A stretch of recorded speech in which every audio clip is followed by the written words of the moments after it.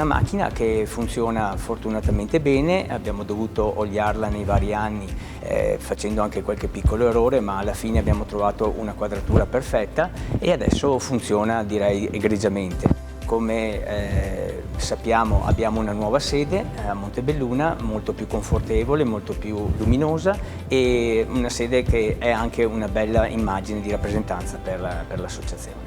Fin dall'inizio abbiamo sempre adottato la situazione e il sistema della contabilità ordinaria per avere tracciato qualunque tipo di movimento. E a oggi questo ci ha premiato perché anche nella normativa che sta per entrare in vigore degli enti del terzo settore, quello che viene proprio caldeggiato è il tracciamento e la contabilità di stile ordinario.